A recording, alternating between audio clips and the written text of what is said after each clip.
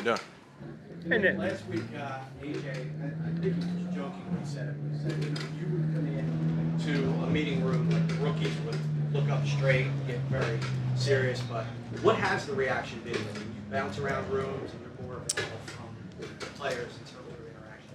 Yeah, I guess I don't notice if the rookies do that. I mean, that's not always a bad thing if they straighten up a little bit more when I'm in there. But no, the reaction is just, again, you're trying to see everything that's going on and listening to different coaches. One of my jobs is to coach the coaches, right? And so, when I'm in a meeting room afterwards, I'll give them some pointers on, hey, this was really good. This was outstanding. Hey, maybe next time when you're trying to get this point across, show this tape, this clip or something like that. And then it's just, naturally in meetings, it's, if you're serious in a meeting, no, there's a flow to a meeting, right? There's times to be completely serious. There's times to then, the guys are going to joke around together, bam, back into serious. And so you just get to be involved in that. And, and that's just, again, that building the connection and being a part of a team. After seeing that for a little bit, do you plan on looking at Becton on that right side at all? Yeah, he's going to get some work in there today. I'm looking forward to that. He's had a good Makai's had a good camp so far, and looking forward to get him some work that next to Lane, and continue to work forward with that. So as bummed as we are that Steen's going to be out for a little bit, and again, not giving a timeline there, it shouldn't be something that's long. Give other people opportunities to work, and Makai will be one of those guys. What's been your assessment of Jalen early in camp? Josh, he's looked pretty sharp from your perspective. Yeah, I think he's looked really sharp. He's been in complete command of the offense. I've really liked that, some of the plays that he has where it's not obviously you've seen him on the deep ball, the intermediate, the short passes, but some of the ones that I really like is that there's a little bit of a pressure. He slides his feet and he hits the Saquon on a check down or Kenny on a check down. So I think he's had a really good camp so far. I'm really excited for him to continue that. There's ebbs and flows in camps, and he's been on the high end for the last 4 days, and so really excited about him and how he's looked so far. Nick, it seems like there's been an added maybe emphasis on conditioning so far these first 3 days. Has that been a directive from you? Yeah. So obviously, one thing that's really important to us is that we play with relentless effort, and with great toughness and with great detail. Although toughness, detail, those are our part of our core values. And you can't play with relentless effort without being in great shape. You can't play with great detail without being in great shape. You can't have population to the football on defense where they're constantly running to the football without being in great shape. And so, yeah, we've made a push there, and as far as doing some extra conditioning, and conditioning doesn't have to look like gassers, right, where they're just line up on the line and run back and forth. It can look different ways, whether that's in periods, like you kind of see some of the periods that we're doing. I actually got the idea for the period that we're doing from my buddy from high school that he used to do in wrestling. And so it's kind of a simulation of what he used to do in wrestling, what he does with his team. He's a high school football coach now. And actually another couple of our guys on staff have done a version of this too. And I think it's good for us because we're getting plays while we're conditioning. We're getting work on our detail while we're conditioning.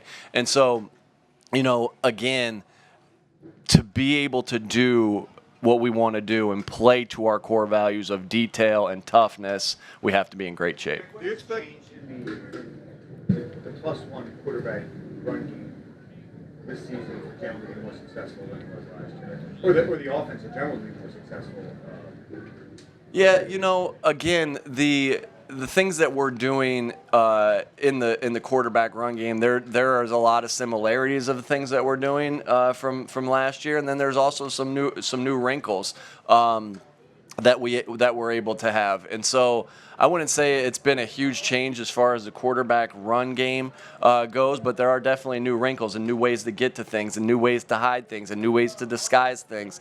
And when you hide things and disguise things, kind of like what we're doing right now. The points change sometimes. The way the math plays out changes sometimes because the defense has to react to the motion or to the shift or to the different formation or different personnel group that we're in. What's been your assessment so far of the receivers outside of Devontae and AJ? Yeah, I'm really excited about this group. I really am. And, without going into detail of all the guys, I think that, everyone brings a little different skill set to the table, that everybody can contribute to, right? You have, Paris has had success in this league, through different things that he's done. He has toughness. He has speed. John Ross has got excellent speed. Johnny Wilson, big, physical, can bring an element of toughness and blocking to the group. Brenton Covey's had a nice camp thus far. He's got some great quickness, and you can see how he is with the ball in his hands. You get to see that every Sunday, right? And you've got to see that the last 2 years every Sunday, the way he is with the ball in his hands. Anais is, we're excited about the things we saw on him on tape, and, he's working to keep getting better. Joe Nagata's had some bright spots in the camp, and he's big and he's physical, very similar to some of the things that we talk about with Johnny Wilson. And I like the back end, the other guys too I want to say back end, the guys that just kind of became part of the Eagles from other teams. I'm looking at Austin Watkins right now, Jacob Harris. And so I'm excited about all these guys, to work with all these guys. Well, now I got to mention everybody because I'm two more guys in there. Shaq Davis I'm excited about too, and Griff.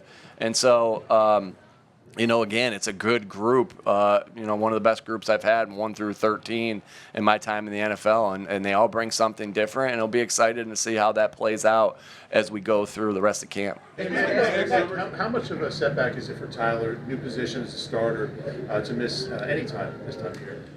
Obviously, anytime you miss time, it's going to be a setback. I'm not going to sit here and say that it's not. But, that's football, right? You're going to have that with a lot of guys. So what's important is, they can't control that now, right?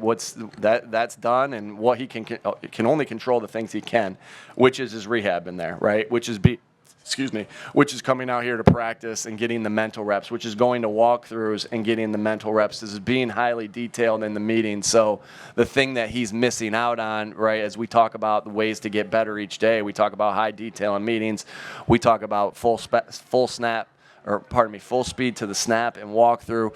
We talk about high intensity at practice. We talk about being intentional about our core values. He can still do 3 of the 4. But yeah, it hurts that he's not in there right now getting those full speed reps, because you get better at football by playing football. But I know he'll do the right things, and I know his coaches will keep him on track. And that we had a great training staff with Tom and the guys in there and the girls in there. I know he'll be back as soon as he possibly can. Now, the last 3 summers you've spoken about throwing the ball to the backs, and it hasn't often materialized. Is that something you want to be a function of the scheme or organic within the progression? Yeah, sometimes you can force that to be a function of the scheme, and sometimes it is part of the progression. If you look around the backs around the NFL, I think you'll see a lot like they are part of the progression. The check down is a way they get the ball, but it needs to be both and, right? And we know we have the backs capable of being able to play, get the ball in the pass game, right? They're going to get their touches in the run game. They'll get their touches in the screen game, but then being part of that pass game. And we're looking forward to that, with the guys that we have. And I think that's, you have the offense is still going to run, pass game offense is still going to run through Devontae, AJ, Dallas, right? And then, then who's the committee of 3, the number 3 receiver, who's the second tight end, who's the back that we're trying to get the ball to start things off in the pass game. There is, I know this is cliche, but there is only so many plays in a football game, and there is only one ball. But we do think we have the guys here in all those positions to contribute and help make plays. Nick, with Cam Jurgens over the last couple of years and recently, what are some of the things that you've seen that tell you he's comfortable and confident and prepared for the moment that he's in. Yeah, this isn't his first rodeo, right? I mean, like, he played all last year. I know he missed a couple games due to injury, but for the last 2 years, he's sat behind one of the greatest centers of all time, right?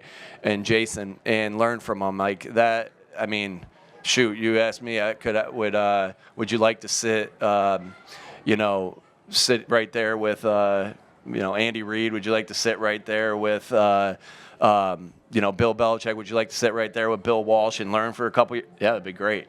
So obviously, he was able to do that, but also he played. He played meaningful snaps, and so it's not a projection. He played meaningful snaps, and he played some good football, and so it's not a projection of what he can do. Now, is it a different position? Of course it is, but we're excited about him. He works his butt off. He works hard, and we're really excited about his progression, the things that he's doing at practice. Look forward when the pads get on. We'll get our last day of our acclimation period today, and then we'll get our pads on tomorrow. A lot will be said. Nick, how do you handle a situation like Bradbury's, former All-Pro, seems to be down on the depth chart at his position? I would imagine it's tough in part for him. How do you handle that as head coach? Yeah, well, I'm excited that he's we've seen guys go from corner to safety or corner to nickel or nickel to safety in their career. So I'm excited for this opportunity for him. You're right. He has been an All-Pro, right? And that wasn't that long ago. And I'm excited for this opportunity. He's done some good things out in the field. He's really picked it up, and he's a really smart player. The depth chart, he's working with the twos right now, but that's fluid. We can always that can change, and you're always going to need depth, and there's always going to be competition. And so I'm excited for this opportunity for him. And he's handled it great. And, he just wants to continue to contribute, and he still has the ability to do things at corner. And so that versatility will play well for us in the secondary. There's been a lot of mixing and matching on defense. What has stood out to you, or who has stood out to you on that side of the ball with all this mixing and matching going on? Yeah, again, we're looking for guys to play with great detail, great toughness. I've seen the toughness really show up. I'll single out a couple of the defensive ends where I've really seen that toughness really show up. That physical toughness, that relentless effort. Patrick Johnson, Nolan Smith, Jalix Hunt.